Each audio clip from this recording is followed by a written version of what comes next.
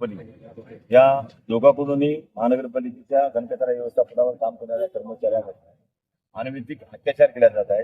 कामगारांना औद्योगिक विवाद अधिनियम 1947 कलमाचा गैरफायदा घेऊन त्याचं उल्लंघन करून कामगारांना कामावर कमी केलं जात आहे आणि कामगारांना कामावर घ्या म्हणून गेल्या वर्षभरापासून संघटनेच्या माध्यमातून पाठपुरावा केला जात आहे।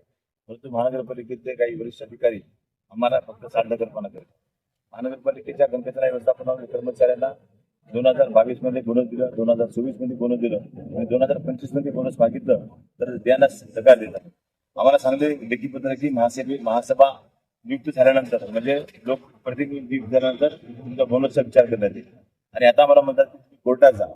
म्हणजे ही अघोरी पद्धत प्रशासनामध्ये काही अधिकाऱ्याची ही अतिशय निषेधार्ह आहे। म्हणजे एका संविधानिक पदावर एका व्यक्ती बसल्यानंतर त्यांनी कामगारांचे प्रश्न सोडवण्यासाठी त्याच्याकडे संपर्क कृती नसेल तर मग नोकरी कशाला करा।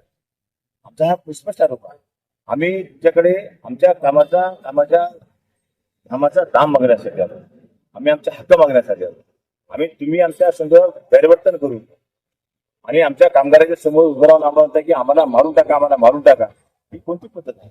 यासाठी आम्ही त्या गोष्टीचा निषेध करतो आणि आज आम्ही घोषित केल्याप्रमाणे 29 तारखेचा मोर्चा डॉक्टर बाबासाहेब आंबेडकर यांच्या पूर्णाकृती पुतळ्यापासून महानगरपालिकेवर या ठिकाणी आणलेला आहे।